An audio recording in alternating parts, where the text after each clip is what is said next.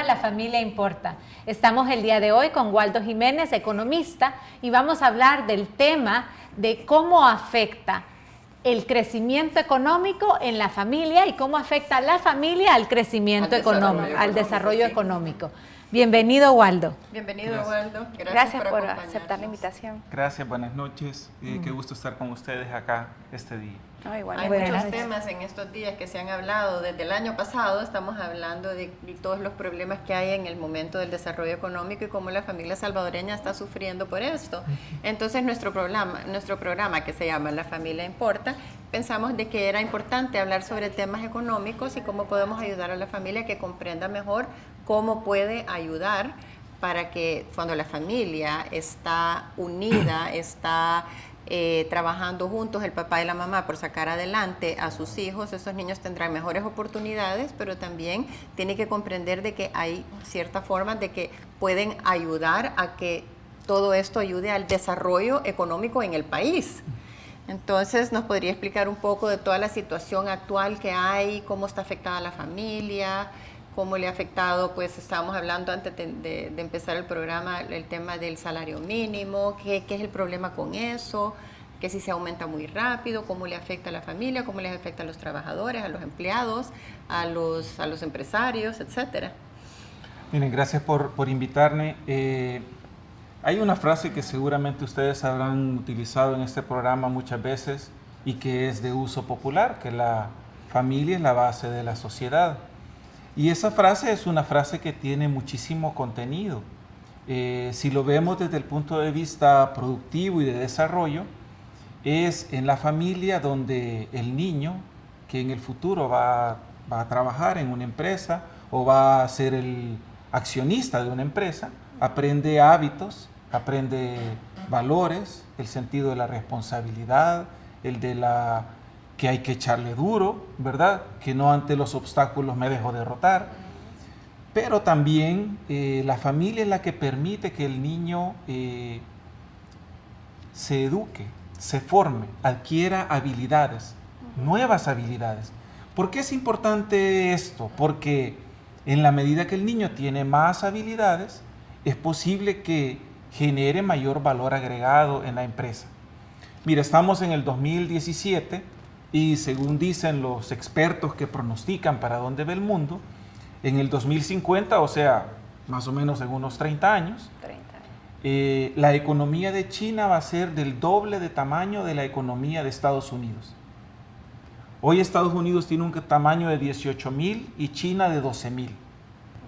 Pues estamos hablando que Estados Unidos se va a multiplicar por 2 su tamaño y Estados Unidos por 2 se va a pasar de 18 a 36,000 y China va a multiplicar su crecimiento por 6 o por 7. ¿Por qué? Increíble. Hasta llegar a 70,000. Han habido muchas acciones, muchas decisiones de política pública que han sucedido en China, pero que las podemos resumir en que, aunque mantienen el régimen político totalitario, ya tienen su régimen económico bajo el concepto capitalista que nosotros conocemos, de libertad de emprendimiento. Entonces, ¿qué quiere decir eso? Libertad de emprendimiento. Eso lo estoy diciendo resumido, digamos, porque hay muchísimas más cosas que decir, pero es que las personas pueden llegar a invertir y lo que invierten, las ganancias de lo que invierten es propiedad privada de quienes invirtieron.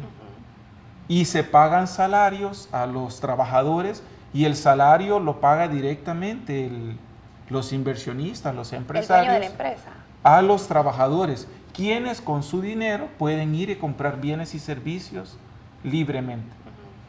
Entonces, este modelo que ha adoptado China de hace 20 y 30 años le ha permitido crecer de una manera impresionante. Si tú piensas en el crecimiento que tiene El Salvador, que tiene ya 15 años de crecer solo al 2%, China tiene 35 años de crecer al 10%. Increíble. Entonces, cada 7 años, China duplica su riqueza y saca a millones de personas de la pobreza. Pero estaba comparando China con Estados Unidos. Sí, y entonces... porque quería llegar a una acción familiar. ¿Sí? ¿A qué quería llegar? Si en el 2050 China va a ser el doble de la economía de Estados Unidos, quiere decir que mucho de lo que sucede en el mundo económico va a estar vinculado con China. Los adultos de entonces deben saber mandarín y deben saber inglés. Entonces nuestros niños en las escuelas hoy, política pública, o nuestros hijos en las familias, no solo deberían estar aprendiendo inglés, sino también mandarín. Porque cuando tengan 30 años, 40 años, van a estar en su etapa productiva, en su pic más alto de productividad. Si no saben mandarín, van a estar fuera de la jugada de donde va a estar el mundo. Entonces, fíjate cómo es importante, porque eso debería ser una acción de política pública, pero si el gobierno no lo hace, que aquí en este país ni siquiera inglés aprendemos, y lo que aprendemos lo aprendemos más o menos, pero las familias y las familias que nos están escuchando deberían de estar pensando hoy, ¿cómo hago para que mi hijo aprenda mandarín? Para estar ya cuando él tenga 40 años, 45 años, que sea un hombre que se desenvuelva y tenga la capacidad de comerciar con China, de traer bienes y servicios, de venderle a China, ¿entiende? Y cuando digo China, no solo me estoy refiriendo a China, sino que en general estamos hablando del continente asiático, ¿verdad? De todos los países que tienen ahora mismo la mitad de la población del mundo. Pero el sistema económico que tiene China también lo tiene Estados Unidos, ¿o no? ¿Cuál es la diferencia? ¿Por qué China está creciendo tan más rápidamente que Estados Unidos? Bueno, una ventaja que tiene China es que tiene muchos márgenes de aumentar su competitividad. Ha sido por centurias China una economía agrícola, con baja calificación de mano de obra, al revés de Estados Unidos, que tiene una alta calificación de mano de obra. En general, el sistema educativo de Estados Unidos es, si no el mejor del mundo, de los mejores del mundo. Entonces, para China, educar a alguien que tiene poca educación, que sus papás tuvieron baja educación o nula educación, educarlos hoy tiene un impacto muy grande en la economía. Además, nunca perdamos de vista que Estados Unidos hoy mismo tiene 300 millones de habitantes y China tiene 4 veces más población que Estados Unidos. Entonces el tema de la sobrepoblación en realidad no es un problema, porque si nosotros sabemos de que pues las personas somos la riqueza de los países, cuando es una población educada, cuando es una población que tiene salud. O sea que sí es importante invertir en la educación de la población y en la salud para que puedan desarrollarse óptimamente y puedan aportar a la economía del país y a la economía de la familia. Es correcto, de hecho las políticas estas durísimas que ha tenido China durante años, que hemos sabido por los medios de comunicación, que es la familia solo pueden tener un hijo, ahora ya están siendo flexibilizadas y ya le permiten a la familia tener 2 hijos. Algunas. ¿Verdad? ¿Por qué? Porque se han dado cuenta de la importancia de que como tú dices, la riqueza viene de las personas. Y si a las personas las educamos más y mejor, pues el impacto que tendrá en la economía será mayor. Y yo ¿Qué pasa con una sociedad, perdón que te interrumpa, Waldo, dime. ¿Qué pasa con una sociedad en donde no están naciendo, económicamente estoy hablando, donde no están naciendo muchos niños? ¿Qué pasa económicamente con ese ambiente, con esa economía? Fíjate que te voy a responder, Marisol, esa pregunta porque en El Salvador está pasando eso, aunque aquí hay un mito de que somos muchos, ¿verdad? Pues la conocida generación Z es más pequeña que la generación Y, que la generación de los millennials. Datos ¿Cuál es oficiales, la diferencia para que nuestros... Ya eso voy a decir. ¿Sí? Datos oficiales indican que los niños nacidos desde el año 2000 a la fecha, agrupados en grupos de 5, o sea, digamos los que tienen de 0 a 5, de 5 a 10 y de 10 a 15, esa generación es más pequeña de la que va delante de ellos. Los niños que tienen entre 15 y 20 años son más que los niños que tienen entre 10 y 15 años. O sea, Dicen cada que vez La vamos pirámide- la invirtiendo. pirámide que es así se está Se invirtiendo. está invirtiendo completamente, claramente en el caso de El Salvador desde el año 2000. Y eso tiene un gran impacto en la... ¿Qué significa esto? Es porque esto está estudiado en el mundo. Aquí en El Salvador lo estudiamos Vamos a muy dejar poco. que nos digas qué significa eso después del corte comercial y regresamos. Muy bien. Gracias por acompañarnos. No nos cambie, regresamos con su programa La Familia Importa.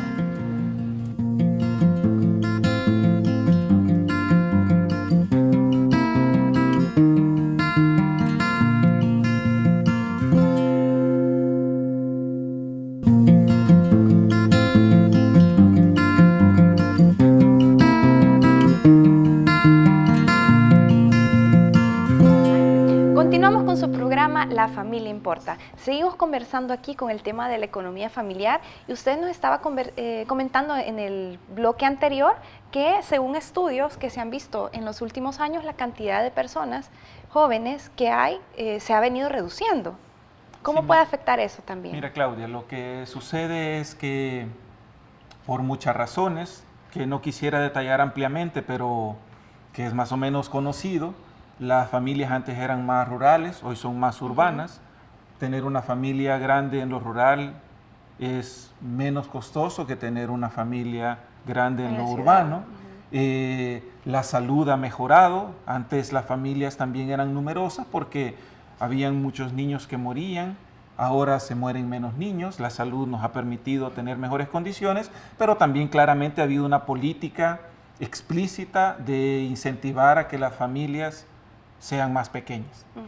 Reducir la población. Reducir la población bajo un concepto, desde mi punto de vista, equivocado, pero bueno, eso es lo que ha habido. Creo que en El Salvador es un promedio de 4 personas por familia completa. Sí, ya ha disminuido, fíjate Claudia, aunque no existe ese número, no existe, digamos 3.79 personas no Exacto. existen, pero ese es el tamaño promedio de nuestros hogares. Entonces resulta que ahora las familias tienen menos hijos. Y para el caso de países, eso se llama el bono demográfico. ¿Qué es el bono demográfico? Es que nos ha quedado una brecha entre en aquel tiempo en el que las familias tenían muchos hijos y el tiempo que se nos viene de los jóvenes que han nacido desde el 2000 para acá, en que las familias tienen menos hijos. Esa brecha, esa cantidad de jóvenes que principalmente está reflejada en los que se conoce popularmente como millennials, que son los jóvenes nacidos desde 1980 hasta el año 2000, O sea, esa es la generación grande de población que tiene El Salvador. Esa es la generación que hoy deberíamos estar educando. ¿Por qué? Porque más adelante, menos personas con las mismas habilidades van a producir menos riqueza. Y por lo tanto, los jóvenes que han nacido desde el 2000 necesitan mucha más preparación para producir lo Más. mismo que ahora producimos. O Y, sea- y hacerlo con más tecnología. Pero entonces, estamos viendo que un país para que salga de la pobreza necesita crecimiento económico. Sí. Estamos hablando que en El Salvador deberíamos de tener por lo menos un 4 o un 5% de Sí. crecimiento para poder naturalmente absorber los nuevos jóvenes que van a buscar trabajo. Un 4 o un 5% de Es correcto. crecimiento anual. Pero ¿qué pasa si tenemos entonces menos personas?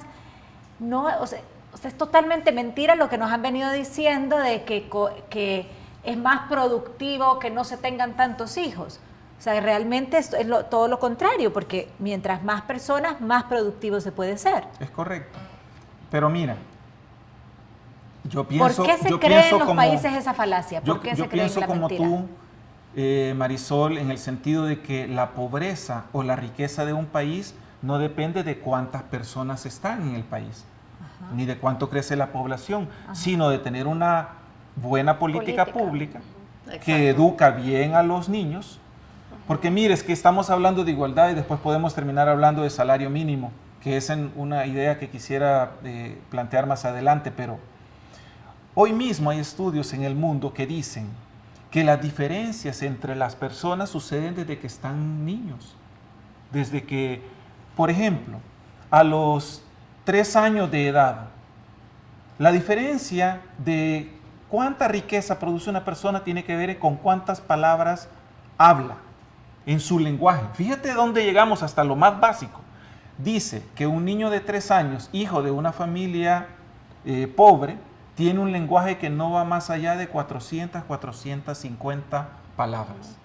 El hijo de un obrero llega a 600, 700 palabras. Y el hijo de un profesional, a los 3 años, tiene un lenguaje superior a las 1300 palabras. Y el hijo de un profesional o de un empresario no está desnutrido. Pero el hijo del pobre sí está desnutrido. ¿Y qué tiene que ver la desnutrición? Que la desnutrición le afecta ¿no? la capacidad de desarrollo y de conexiones neuronales. Y en esto yo quisiera meterme porque cuando tú dijiste hablemos de salario mínimo, un salario mínimo no está diseñado para sostener una familia, ¿o sí?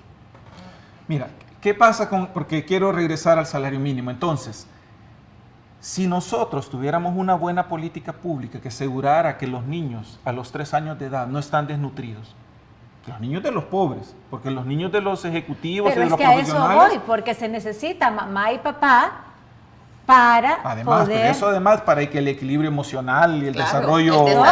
Para ser integral. Todo. Pero mira, lo que pasa es que la discusión del salario mínimo es una discusión desde mi punto de vista, y no quiero con esto ofender a quienes ganan el salario mínimo, que son varias familias en este país, pero es una discusión necia. ¿Por qué? Hace 15 años, casi 20 años, en El Salvador, yo no sé si ustedes recordarán, aquí hicimos una gran publicidad porque habían 200 jóvenes que se iban a la India a prepararse en aprender software. Y hubo una gran fiesta cuando se fueron, y hubieron noticias cuando los jóvenes estaban allá, y cuando venían de regreso ya vienen. Y no había trabajo. No tenían dónde emplear. Pero tú haces una acción de política pública que no es consistente. Entonces yo gobierno, decido mandar 200 jóvenes cada año durante 10 años a la India a aprender software. Los mejores de ellos los tomo para que sean profesores de nuevas generaciones en El Salvador. Sí. Creo institutos tecnológicos aquí en El Salvador de aprendizaje de software. Hago una reforma en el sector de telecomunicaciones para asegurar banda ancha. Aquí todavía estamos en 3G y el mundo ya está discutiendo en qué parte del espectro va a funcionar el 5G, que es algo que va a estar operando dentro de 3 años. ¿Verdad? Hoy mismo hay 5.000 millones de cosas conectadas a Internet y en 4 años van a haber 25.000 millones de cosas conectadas a Internet. 5 veces más. 5 veces más, ¿verdad? Hasta los aritos van a estar conectados a Internet. Entonces, USB, los collares. ¿Ah?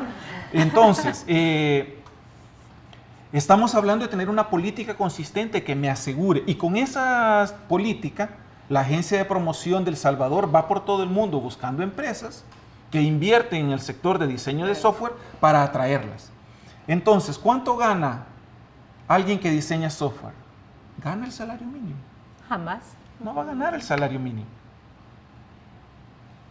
Entonces, nuestra discusión debería estar enfocada a cuáles son el conjunto de políticas públicas en el área de diseño de software. Lo puse de ejemplo porque es algo que ha sucedido en el país, claro, pero puede ser en turismo, y tú tienes al mismo tiempo turismo de sol y turismo de playa, y en ese lugar que le han puesto un nombre horroroso, CIFCO, puedes hacer, sí, porque el nombre no es nada de atractivo, puedes hacer un palacio de las convenciones, sí, concesionas al otro lado de la calle para hoteles, y haces todo el desarrollo de la oferta turística complementaria, cultural, religiosa, verde, de shopping, y preparas a la gente, a los salvadoreños, para empezar bilingües o trilingües con el mandarín, ¿verdad? Que puedan organizar eventos, que tengan capacidad de atender a los turistas. Los policías de turismo deben ser bilingües.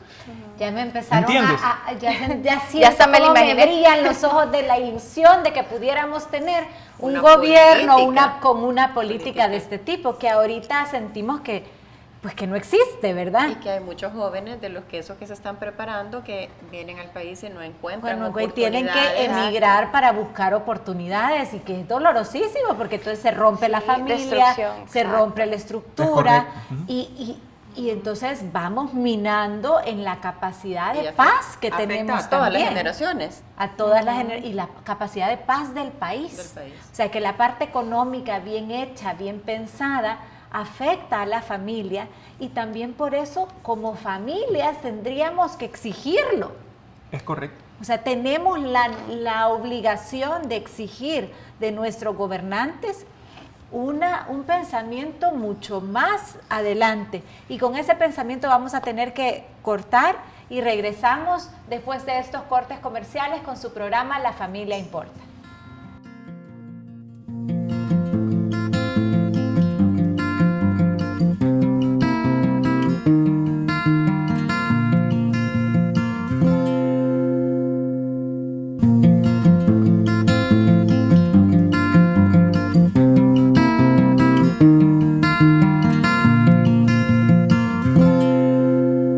Bienvenidos nuevamente al programa La Familia Importa.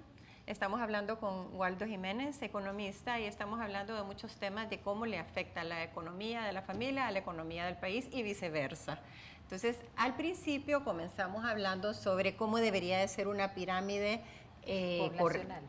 poblacional De correcta crecimiento. para que haya un buen desarrollo económico y que nos afecta a todas las familias, pero que estamos viendo que el problema es que se ha invertido y que ahora hay menos niños naciendo, hay Futuros menos productivos. jóvenes que puedan sostener una población anciana. Entonces esto, pues además de que afecta a la economía del país, porque se convierte una gran carga para el país y para el Estado, pero también afecta en la familia, afecta directamente a la familia este problema. Entonces, ¿nos podrías explicar un poquito qué pasa con esto? Y tal vez también entrar un poco en el tema de las pensiones, ¿por qué se están viendo afectadas por este problema poblacional también? Ok, mira, yo solo déjame un minuto de cerrar la idea anterior que tiene que ver con el salario mínimo. Nosotros hemos tenido durante todo el 2016 una discusión muy amplia en el país sobre el salario mínimo. ¿Por qué? Decía hace un momento, es la discusión equivocada. El salario mínimo hay que subirlo. De hecho, han habido propuestas para aumentar el salario mínimo. Y en ¿verdad? eso todo el mundo está de acuerdo. Eso es, así hay que hacerlo. La manera en que se subió, bueno, esa es otra discusión. El asunto es que si lográramos generar suficientes puestos de trabajo en sectores donde no se paga el salario mínimo, Se paga más. la discusión sería diferente. ¿Y qué necesita el país para que no se pague el salario mínimo? Se necesitan trabajadores, Más ciudadanos preparados. más preparados, más educados, ¿verdad? Resultado de un sistema educativo que está pensando en el futuro, que hoy mismo está educando, debería estar educando a todos los jóvenes desde primer Que grado cubre la demanda, en la ¿no? robótica, porque la robótica es el lenguaje del futuro. O sea, la robótica no es una especialización, ¿verdad? Ni un hobby de un tampoco. grupo de genios. No. Sirve para todo. La robótica va a ser algo que nuestros niños van a usar en el día a día dentro de 15 Claro. años. O menos. ¿Verdad? O menos tiempo. Entonces, un mundo en el que vas a tener generación de energía eléctrica a partir de paneles solares. Hace 40 años, que ustedes no habían nacido, Pensaba en nacer. Especialmente yo. No. Eso no pasaba por la mente de Dios todavía. hace 40 años, la generación de 1 kilowatt de energía solar costaba $80. Hoy cuesta 50 centavos de dólar. Increíble. Entonces las casas, en los techos de las casas y de la fábrica va a ser posible generar energía eléctrica. En los techos de los carros va a ser posible generar energía eléctrica barata. Es un mundo que está cambiando. Claro. Entonces, el sistema educativo debe responder a esto. El salario mínimo hay que subirlo.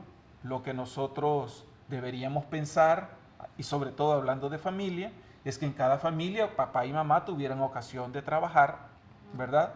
Es más, lo que deberíamos esperar, que es mucho pedir en este tiempo, es que fuera posible que papá o mamá o ambos pudieran trabajar medio tiempo. Y trabajando medio tiempo tuvieran un salario digno. Claro. Donde ninguno del medio tiempo significara salario mínimo. Y mucho menos pensar en la posibilidad de partir el salario mínimo por 2 porque trabaja medio tiempo. Y así se puede atender mejor a la familia. Porque dice un premio Nobel de Economía, ya que soy economista, dice un premio Nobel de Economía, Gary Becker, tiene un estudio que muestra que la participación de la mujer en el sistema económico aumenta la generación de riqueza, pero hasta un punto. Porque a partir de un punto, y para cada país es diferente, la mayor participación de la mujer empieza a deteriorar el crecimiento económico.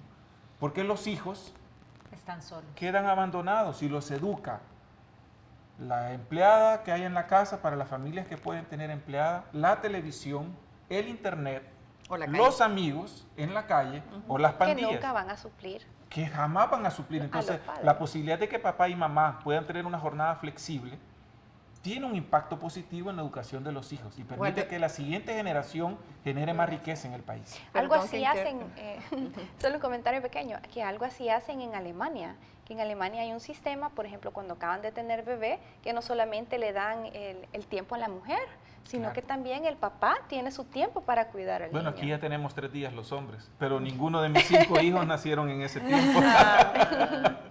No, yo iba a mencionar también de que la importancia de que veamos ese valor que tiene la educación de los hijos, ya sea directamente de la mamá o del papá, el que tenga el tiempo para hacerlo, y de que nadie los va a educar mejor que la persona que más se preocupa por el bienestar de esos hijos. Claro. Entonces, que no, muchas veces hay grupos que dicen de que la mujer solo se puede desarrollar fuera de la familia y en meterse a trabajar en empresas y no, pero abandona el trabajo importantísimo que es la educación de los niños. Mira, yo la experiencia que tengo como padre de familia es que ciertamente tengo un trabajo bien intenso, pero compartimos con mi esposa las responsabilidades de educar a los hijos, porque no solo basta que la mujer, como es la manera tradicional de pensar, participe en la educación y esté más cerca de los hijos, sino que papá y mamá son quienes conjuntamente educan a sus hijos y le dan el equilibrio. Sobre todo porque en estos tiempos es más común que ambos trabajen.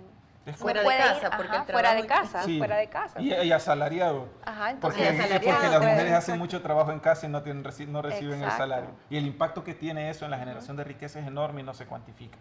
Entonces, ahora, hay una cosa interesante que sucede con esta pirámide invertida, Julia Regina, y está relacionado con otro tema que durante 2016 estuvo mucho en la discusión pública y es el de las pensiones. Sobre todo porque el gobierno propuso regresar al sistema de reparto. ¿Qué es el sistema de reparto? Que ustedes 3 trabajan, yo soy un pensionado y, Porque ya eres mucho mayor que nosotros. por supuesto, por eso me puse de ejemplo. Entonces, ustedes, con los jóvenes que están aquí también, ustedes 6 trabajan y les descuentan a ustedes un dinero y con ese dinero me pagan mi pensión. ¿Verdad? Cuando empezó el sistema de pensiones en El Salvador en la década de los 60, por cada 22 trabajadores activos había un pensionado. Entonces, a cada trabajador le quitaban el 5% de su salario, y era suficiente para reunía 110 y con eso le daban una pensión de 70% del salario. Cuando se hizo la reforma de pensiones hace 20 años, por cada pensionado habían 8 activos.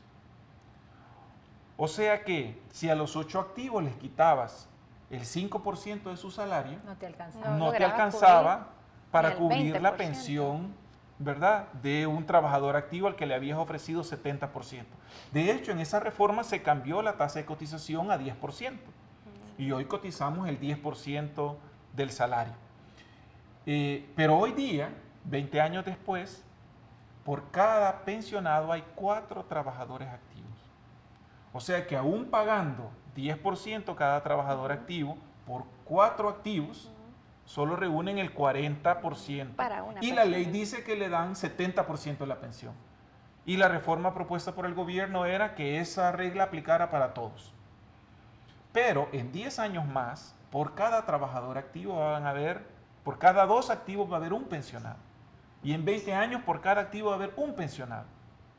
¿Por qué? Dicen unos diputados el otro día. ¿Y qué pasa? ¿Que los jóvenes se van a ir de las fábricas? No, es que la pirámide se está invirtiendo.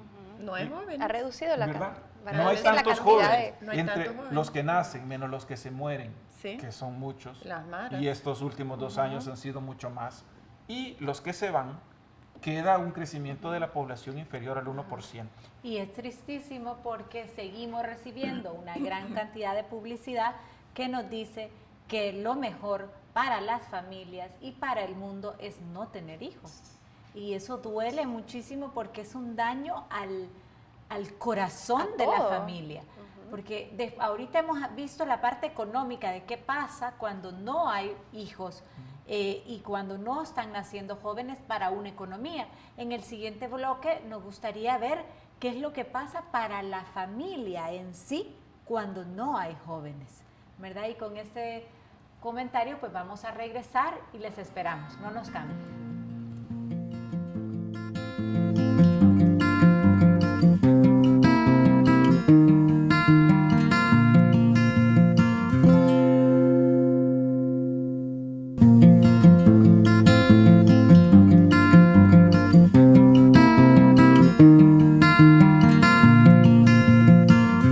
Continuamos con su programa La Familia Importa. Bueno, nos quedamos en el bloque anterior y queremos saber un poco más sobre qué pasa con las familias cuando hay pocos jóvenes, cuando hay pocos hijos.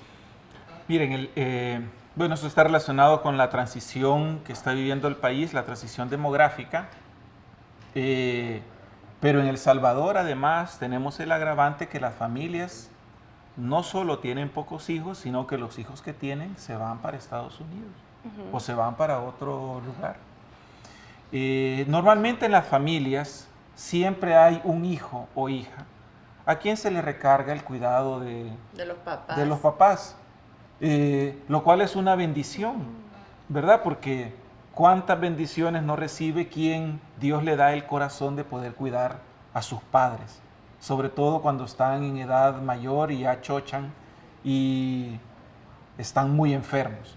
Necesitan Entonces, un es cuidado. una carga porque esa persona va a tener una familia que cuidar también. Sí, entonces imagínate lo que significa un papá y mamá que se le enfermó la mamá de uno y el papá del otro, ¿verdad? Y que Dios les ha dado esa bendición de cuidarles, pero que sin duda significa una carga no solo económica, sino que moral. De tiempo. Porque ver a tu papá enfermo y que tienes que salir corriendo al médico. Y que al mismo tiempo ahí esté teniendo un problema en la casa y no hay otro hermano que le pueda ayudar con el problema de los papás porque solo es él.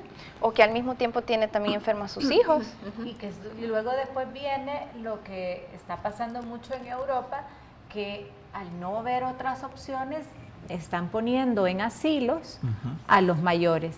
Y estos mayores están sufriendo unas depresiones gravísimas porque están solos. Y O eso incluso también, el tema de la eutanasia. El tema de la eutanasia terrible en Europa, pero también eso de poner a los papás en un asilo como una solución, porque una persona no puede cuidar a los papás y a los hijos que se enferman y que tienen otros problemas y que, aunque los visiten y todo, los hijos están aprendiendo de lo que los papás están haciendo. Claro. Entonces es un ciclo Siembra que se va hoy. repitiendo.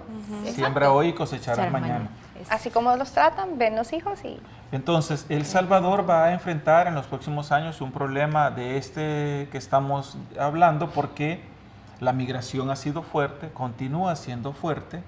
No todas las personas mayores tienen la capacidad de adaptarse, vivir en otro ambiente y muchos adultos mayores hoy están solos en El Salvador y esa proporción va a crecer. Y quizás va a crecer los asilos o va a haber hacinamiento en los asilos, porque hay No hay adultos quien los mayores que atienda. sus hijos están en esta... Qué bendición sería que hubiera un hijo aquí, pero si todos se fueron para Estados Unidos, yo tengo una familia grande por el lado de mi madre y he visto de todo, un tercio de mis primos viven fuera del país.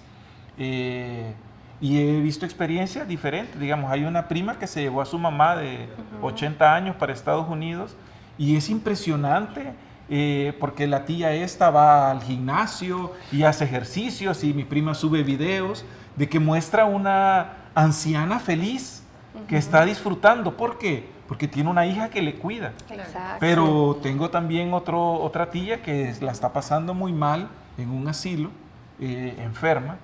Y eso va a ser un fenómeno que se va a profundizar en los siguientes años en El Salvador y que podrá terminar siendo también una carga pesada que quizá parte de la política pública deba atenderla. Y eso pues se vuelve nuevamente una carga económica para el gobierno, pues para la política pública, porque habrá que suplir lo que la familia no logra llegar, pero además es una gran carga emocional para la familia como tal. Yo recuerdo pues una vez me tocó tener a mi papá y a mi mamá hospitalizados en el mismo hospital, gracias a Dios en el mismo hospital, uno en un piso y otro en el otro, y yo corría de un piso al otro y era la única hija que estaba en el hospital en ese momento, y de repente solo me senté a llorar en una esquina porque yo hubiera querido, de la presión, claro, porque yo hubiera querido estar en los dos lugares atendiendo a mi papá y atendiendo a mi mamá y no podía. Y eso que nosotros somos 5 hermanos.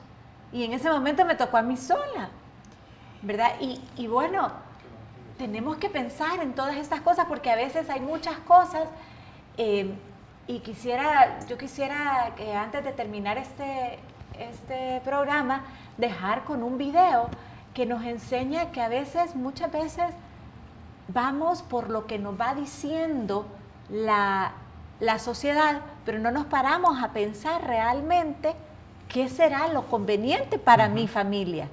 A veces solo como que somos borreguitos, ¿verdad? Igual yo quisiera, Waldo, comentarte que ya hemos tenido aquí otra economista que nos habló. Ella ha hecho varios estudios sobre cómo le afecta la familia al desarrollo de los hijos, a la economía del país, a los problemas sociales del país. Y es súper interesante porque lo compara con estadísticas que hay en otros países también alrededor del mundo. Y pues la conclusión que se llega es precisamente lo que hemos estado hablando, sin necesariamente hablar sobre el tema de la seguridad, cómo le afecta a los niños que crecen en una familia intacta, pero ella habla de los diferentes tipos de familia. Hay la familia intacta donde está el papá y mamá en un matrimonio, la familia que está solo cohabitando, la familia que solo hay una mamá, la familia que solo hay un papá, y así va desarrollando todo este estudio. Y cómo los niños, esta estabilidad que le da tener el papá y la mamá, y cómo se nutren y les ayuda al desarrollo, tener la complementariedad de la masculinidad del papá con la feminidad de la mamá, les ayuda a la estabilidad emocional de esos niños, y cómo los niños que están, por ejemplo, los niños que crecen en la calle prácticamente porque solo está la mamá y tiene que salir a trabajar. El cuidado de la abuela. O el cuidado de la abuela, y terminan metiéndose en pandillas y terminan en la cárcel y terminan con tantos problemas sociales que estamos viendo. Entonces, como la familia impacta el desarrollo de los hijos, el desarrollo económico, la seguridad, todo en realidad afecta a todo, a la familia y al país. Todo empieza en la familia, porque como decíamos al principio, es la base de la sociedad. La base de la sociedad. Y como los niños también, la familia que está, el papá y la mamá, con ese compromiso libre de sacar adelante a esa familia, como estos niños, esa familia, si tiene muchos hijos, no va a tener las mismas dificultades que una mamá o un papá que han tenido varios hijos, pero con diferentes personas, y entonces que no puede atender de la misma manera.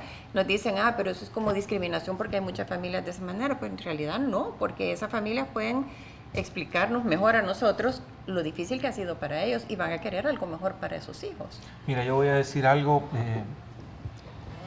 que no es por quedar bien con ustedes, mujeres, y con las mujeres que escuchan, pero la evidencia empírica en el mundo muestra que educar a una mujer es altamente rentable para una sociedad respecto de un niño.